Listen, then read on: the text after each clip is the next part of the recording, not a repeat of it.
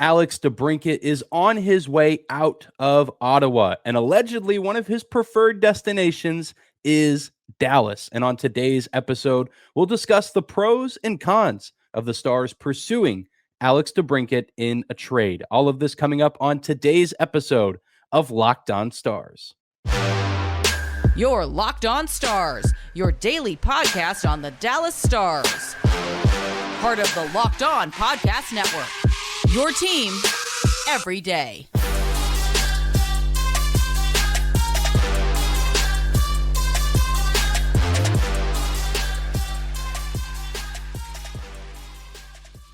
Howdy, Stars fans. Welcome back to the Locked On Stars podcast, the only daily podcast covering the Dallas Stars, part of the Locked On Podcast Network, your team every day. I'm your host, Dane Lewis, your local expert on all things Dallas Stars hockey, coming to you on this Wednesday, June 21st.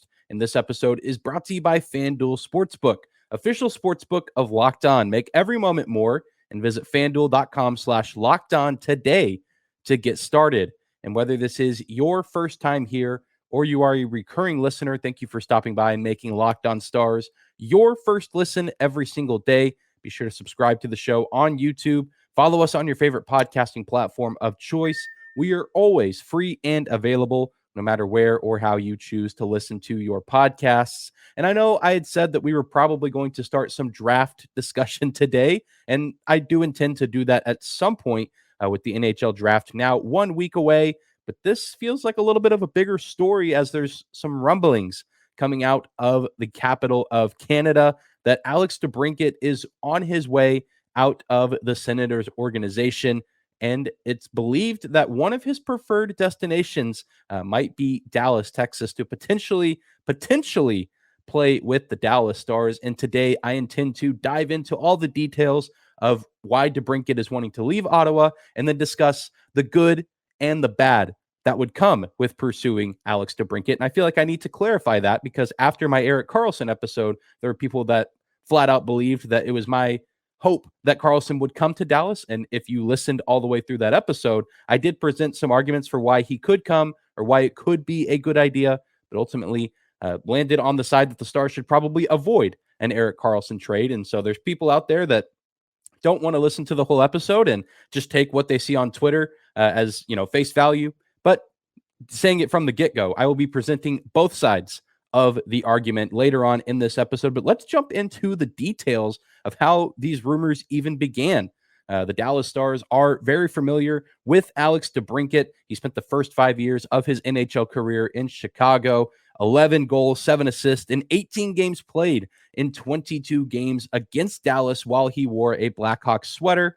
And then after one productive year in Ottawa, 27 goals, 39 assists, he is looking to join a different team south of the Canadian border. And according to Bruce Garrick, I might be pronouncing that name wrong, a writer for the Ottawa Sun, it's believed that the Senators have elected to take DeBrincat to arbitration to see if they can get a 15% discount on his $9 million U.S. salary next season. DeBrincat is a restricted free agent currently and looking to play elsewhere. It's speculated that DeBrincat wants to be a number one left winger in the NHL, and playing on the same roster as Brady Tkachuk is currently preventing that for DeBrincat in Ottawa. It's also believed that DeBrincat has several teams of interest, according to Garrick's article in the Ottawa Sun. Those teams that he is allegedly interested in joining are the Nashville Predators, Florida Panthers, Vegas Golden Knights, Detroit Red Wings, and your Dallas Stars.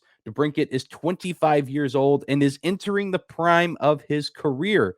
So there are many teams that would be interested and thrilled at the idea of adding such a talented player to their roster. And it's an odd situation, but I can understand where DeBrincat is coming from. Ottawa is certainly taking some steps in the right direction. They weren't a playoff team this past year, but they were relatively competitive in the Atlantic Division, arguably the toughest division in the NHL this past season. And, they have some good building blocks there, but this is a guy in DeBrincat who believes that he is worth, a massive 8-year deal worth $8 or $9 million. And I think rightfully so. I think his career statistics back up those beliefs and that he does deserve to get paid somewhere. And he's spent the first 6 seasons of his career on non-competitive teams, Chicago first and then Ottawa. And, he's having to play second fiddle to the captain of the team who just so happens to play the same position. And so it makes sense that, one, he wants to go to a place where he can be kind of the number one guy in terms of offensive production, or at least be a premier player in terms of offensive production. A few of his desired teams, it's hard to say he would be the number one guy, but he certainly would make a huge impact offensively for any of the teams that are listed in Garrick's article. And also it makes sense that he wants to go join a competitor. Florida, Vegas, Dallas, all extremely competitive teams this past year, while Nashville wasn't too far removed from being in the postseason, and Detroit, similar to Ottawa, is taking some steps in the right direction and are a little better off than they were a few seasons ago. But the addition of a player like Alex DeBrincat would likely elevate Detroit's level of play and make them a better team. Even with the addition of just one player, I do believe that DeBrincat can have that kind of impact if he goes to the right location. And according to the article, Senators GM Pierre Dorion is looking to move Alex DeBrincat before the draft. And again, the NHL draft a week from today by the time you guys are hearing this episode. And if not, then he could be looking to move him at the very least before the opening of NHL free agency on July 1st. So all of that to say, this move could happen very, very soon. Could happen within the next week, could happen within the next few days, because, the Senators want to try to get the most value that they can for a player of Alex DeBrincat's caliber. You don't want to let a player like him walk for nothing, or, really to get nothing in return for a guy who scored 66 points for you this past season and has been an incredibly productive offensive weapon throughout the early stages of his NHL career. So things could start to move incredibly quickly with Alex DeBrincat here over the next few days heading into the NHL draft, because the Ottawa Senators are also lacking in draft capital right now. They don't have a pick through the first 3 rounds of the 2023 NHL draft. And so you imagine that they're probably going to be looking to get some sort of draft compensation, as well as, I'm sure, either prospects or players that are NHL ready and prepared to join the Senators' current roster and play alongside guys like Claude Giroux, Tim Stützle, and plenty of other really nice young talent that has been acquired and built up in Ottawa to hopefully be a competitive club and be gunning for a playoff position, maybe a wildcard spot here in the 23-24 season. Now, that's kind of the situation with Alex DeBrincat, and that's kind of how we've gotten to where we're at. We know that this move could happen very soon, but should the Dallas Stars pursue Alex DeBrincat? Should they be interested in acquiring him and adding his services to their arsenal? Well, now I'm going to jump into a time where I present both the good and the bad of adding Alex DeBrincat. We'll do that coming up next. Today's episode of Locked On Stars is brought to you by our friends at FanDuel. Baseball season is in full swing, and there's no better place to get in on the action than FanDuel, America's #1 sportsbook. Because right now, new customers can get a no-sweat first bet up to $1,000. That's up to $1,000 back in bonus bets if your first bet doesn't win. Just go to FanDuel.com/lockedon to join today. Don't miss your chance to snag a no-sweat first bet up to $1,000 when you join FanDuel today. Just go to FanDuel.com/lockedon to sign up. FanDuel is an official partner of Major League Baseball. Major League Baseball trademarks used with permission. I want to thank you again for making Locked On Stars your first listen of the day. For all the everydayers out there continuing to make our podcast a part of your daily routine, thank you so much for tuning in. And as discussed in the previous segment, Alex DeBrincat, one of his teams of interest includes the Dallas Stars. So there's a chance that DeBrincat could be wearing a victory green sweater at the start of the season. But is this a wise decision? Is this something that the Dallas Stars and Jim Nill should even consider in terms of a move to be made this offseason? Again, I want to attack this from both sides, and we'll start with the good that could come from adding a player like Alex DeBrincat. And then a little bit later on in the episode, I'll talk about the cons and maybe some reasons why the Dallas Stars shouldn't look into making a move of this caliber. But let's start with the pros, if you will. For starters, This guy, Alex DeBrincat, an absolute stud, an offensive weapon, 50-plus points in every NHL season that he's played so far, except for the 2019-2020 season, which was cut short to the COVID-19 pandemic, where he ended with 45 points. I really do believe that he probably could have gotten to that 50-point marker and probably a little bit higher if that season is able to be played out to completion in a normal aspect. He has 450 games of NHL experience in which he has scored 187 goals. He has 241 goal seasons through the first 6 seasons of his career. Plain and simple, this guy can score the puck. This guy can make moves offensively and can just absolutely dominate a game from the forward position. And we've seen him do that again on not necessarily competitive teams in Chicago and Ottawa. So just imagine what he could do with a talented roster around him and a team that is competitive and making runs at the postseason year in and year out. Many teams, including a lot of the ones mentioned, and I'm sure even other ones that haven't been mentioned yet, would be very thrilled at the idea of having an Alex DeBrincat in their lineup every single night. You would be adding true scoring depth to your roster if you are the Dallas Stars. You could elevate your offensive efficiency beyond what it already was elevated to this past year with Pete DeBoer, his first season in Dallas, a success for the organization, the offense firing on all cylinders. DeBrincat can play 5-on-5, and he can play on the power play as well. And I believe he even has some minutes logged in the penalty kill, so he can really play in just about every scenario that you could imagine, which would be a very useful weapon for the Dallas Stars. We know that they like to have those players like your Rope Hintzes of the world that can play in just about every area of the game, and you have the potential to add another player around the same age as Rope Hintz who can do a lot of the same things that Hintz can do. And then, you would double that production, and that could spell trouble for the rest of the league if both of those guys are wearing victory green sweaters. You would have to imagine that DeBrincat is probably playing on the second line with Tyler Seguin, which would be a ton of fun and would be far and away Seguin's best line mate option if he's not playing with anyone on the top line. No disrespect to Mason Marchman or Ty Dellandrea, but neither of those guys are Alex DeBrincat. And I think playing alongside Tyler Seguin would bring out the most in Tyler Seguin, and we would start to see him produce a little bit more often, maybe more assists than goals. But, if the defense is really drawn towards Alex DeBrincat, I think that could open some things up for Tyler Seguin and vice versa. I think that could be an incredibly fun duo to watch. And again, that'd be one of the best teammates that Tyler Seguin has ever played with during his time in Dallas, outside of maybe prime Jamie Benn or Alexander Radulov. And that would be a huge upgrade from what Seguin was having to work with over the past season. Again, no disrespect to the guys on the current Stars roster, but Alex DeBrincat is a truly special offensive talent that would add so much to the Stars lineup, and especially to that second line, adding that true secondary scoring that the team so desperately desired for chunks of last season. And the Stars would also be getting him at the early stages of his prime. He's only 25 years old.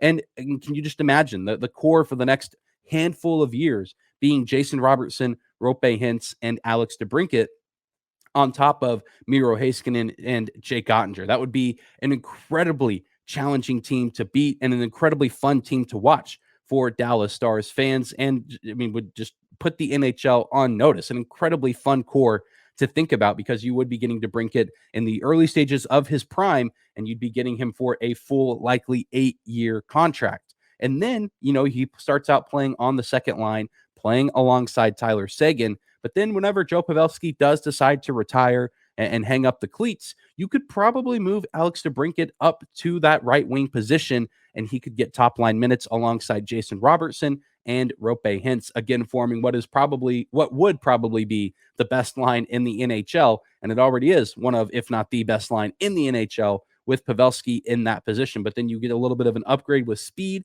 and you get the same amount of scoring ability, if not even more so, with a younger and more youthful Alex DeBrincat playing alongside two of the best forwards in the game in Hintz and Robertson. It seems like there's a ton of endless possibilities for what Pete DeBoer and the coaching staff could do with Alex DeBrincat if he does come to Dallas. And obviously, I can see why anyone would be thrilled and excited at the idea of him wearing a Stars sweater next season. I did ask on Twitter Stars fans' thoughts on this idea of DeBrincat coming to Dallas, just to kind of gauge where people were at. Not necessarily a right or wrong answer. People are entitled to believe what they want to believe and hold to what they want to hold to. And it was a lot of mixed reactions, but really a lot of the good ones. People were saying, can you imagine adding DeBrincat to an already pretty loaded offensive lineup? You would get a ton of production from that group. So it certainly is something to think about in that regard. But with all of the positives, there do come some hesitancies, and there's plenty of reasons why the Dallas Stars should maybe avoid looking to make a trade for Alex DeBrincat. And I'll cover those here coming up next.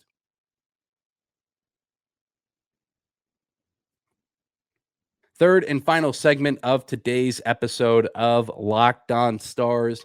Should the Stars pursue Alex DeBrincat in a trade with the Ottawa Senators? And I've presented the pros and the good that could potentially come from that. But there's also plenty of cons and plenty of red flags as to why the Dallas Stars should not pursue Alex DeBrincat. With any Dallas Stars trade talk this offseason, everything begins and ends with the cap situation. As stated earlier and as stated in the article from the Ottawa Sun, DeBrincat will be coming with a massive price tag. He will take up a good chunk of cap space with his $9 million salary next season. So he's not going to be cheap, which wouldn't just be an issue for the Dallas Stars, but the Dallas Stars don't necessarily have a ton of cap luxury right now, sitting at around $7.4 million in cap space. So it would take a lot of movement to acquire a player of Alex DeBrincat's paycheck. You would probably have to buy out several players, including Ryan Suter, which, depending on who you ask, that wouldn't necessarily be a negative, but it would have to happen. And at least from what we've heard from Jim Nill, the Dallas Stars don't seem to be interested in buying anyone out this offseason. You maybe could buy out a Yanni Hakanpää or Colin Miller. Neither of those guys as big of a cap hit as Ryan Suter. Both of those players making under $2 million, but maybe say you buy out both players. But then, even though that money does add up to maybe around $4 million, you still find yourself down 2 defensemen, and you have to go and find new guys to take their place, and you have to spend money to do that. And so how much money would you be willing to spend in that regard to get backup defensemen when you're already having to spend a ton of money on Alex DeBrincat? And perhaps you could maybe move on from a contract like Mason Marchment or Radek Faksa, but both of those players currently have no trade clauses in their contracts. So any trade that would require either of those players would also have to require their consent to be traded to wherever the Dallas Stars would be looking to send them. And in this case, that's probably Ottawa, if not somewhere else. But again, the Dallas Stars are a competitive club, and Marchment and Fox are probably interested in winning some championships. It would take a lot for them to be moved with the no trade clauses in their contract. So it would be incredibly difficult for the Dallas Stars to just create a boatload of cap space in order to acquire a player like Alex DeBrincat, with how heavy of a price tag that he will be demanding once he does leave the Ottawa Senators. And, the Stars, even outside of those players, outside of the potential buyouts and the potential other trades with NHL veterans, Ottawa would probably be looking for a pretty hefty return. As I stated earlier, they don't have a first, second, or third round pick in this year's draft, and the Dallas Stars would not be able to compensate a ton in that regard, as they are also missing their first and third round pick in the 23 draft. They do have that second round pick, but it's going to take a lot more than a second round pick for a player like Alex DeBrincat. So they would probably be looking either for prospects or NHL ready players. And that's really where my fear starts to set in, because they would probably want a Wyatt Johnston, a Maverick Bourque, or a Logan Stankoven. And also, Alex DeBrincat allegedly wants to be that number one left winger for whichever team he eventually plays for. But that wouldn't really happen in Dallas, because there's this kid, maybe you've heard of him, he's named Jason Robertson, who is currently occupying that role for the Stars. And as good as DeBrincat is, Jason Robertson has been a far more productive player, at least over this past season, with the Dallas Stars, scoring 109 points. So DeBrincat, again, probably not going to be the number one guy with the Stars if he does choose to come play in Dallas. Probably would be, put in that number 2 left wing spot. Again, maybe there's the potential he could come up and play top line minutes once Joe Pavelski retires, but he would have to wait at least one season for that to happen. And it really all comes down for me with those prospects and the idea of the Stars potentially having to give up too much in return. I just don't see the point of giving up a guy like Wyatt Johnston, who still has 2 more years on his ELC. You're paying him less than $1 million a season. He might not reach the numbers of Alex DeBrincat, but based on his rookie campaign, I think that he could get around that area. I don't think it's a wild assumption to think that Wyatt Johnston could be a 40-goal scorer at some point in his career, if not in his second or third season in the league, and you would be getting that value for way less money. And the same could be said of Maverick Bourque and Logan Stankoven. You could get maybe not as high production, but you could still get very good production and very good offense from those two players for not as much money.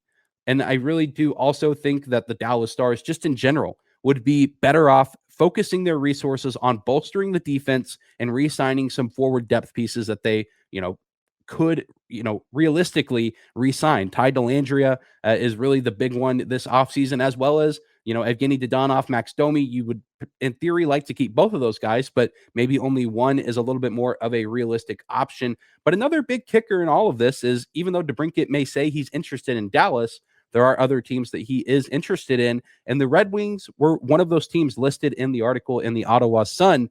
And it makes sense because the Red Wings play in Detroit, which is just about 30 minutes from where DeBrincat was born in Farmington Hills, Michigan, grew up around the Red Wings. And that's a place where he could go and be the legitimate number one left winger. Really, his only competition there is Lucas Raymond, who's a fine player, but not quite as good or as experienced as Alex DeBrincat. And as I did state earlier in the first segment, adding a player like DeBrincat would work wonders for that Detroit club and would certainly elevate their game offensively as well.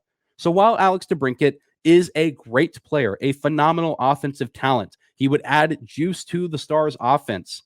I don't think it's a wise move. I think the Dallas Stars would be wise to strengthen their roster elsewhere, whether that be defensemen, re-signing some forward depth pieces, or making some moves in free agency or trades that don't cost as much money. Because as we saw this past season, they have some really good pieces in place. I don't think it was a fluke that this team made it to the Western Conference Finals. It's just a matter of picking up a few extra pieces and really bolstering that defense and making sure everything is locked down and sound. And that's how the Dallas Stars can take that next step. Give Jake Ottinger some proper help, add some proper defensive depth behind Miro Heiskanen, and I think that's the true path to success for this Stars team. It would certainly be flashy to add a player like DeBrincat, but even with all that offensive production, you're probably still not set defensively like you would like to be for a true run at a Stanley Cup. But let me know, if you're watching on YouTube, in the comment section down below, your thoughts on the Alex DeBrincat rumors. I know, again, many of you on Twitter shared my sentiment as well, that yes, he's a good player. It could be fun, but too much money, and you wouldn't really be bolstering and improving other areas of the roster. And it probably wouldn't be a move that takes the Dallas Stars to the next level where they could truly win a Stanley Cup. But again, let me know in the comment section down below here on YouTube your thoughts on the Alex DeBrincat rumors. But that is going to do it for today's episode of Locked On Stars. Thank you so much again for tuning in and making us your first listen of the day. Be sure to subscribe to the show on YouTube. Follow us on your favorite podcasting platform of choice. We are always free and available no matter where or how you may choose to listen. You can also find and follow us on social media at Locked On Stars, Instagram and Twitter, as well as my personal Twitter account at Dane_Lewis. And we'll be back all throughout this week. We'll talk some draft eventually. And, there's some other players out there that the Dallas Stars could potentially pursue. Oliver Ekman-Larsson has been, bought out from the Vancouver Canucks. Curious to see what his future looks like. We might discuss him in a future episode. So be on the lookout for all of your offseason coverage for Dallas Stars hockey here at Locked On Stars. But I hope you guys have a great Wednesday. Take care of yourselves, and we will see you back here tomorrow.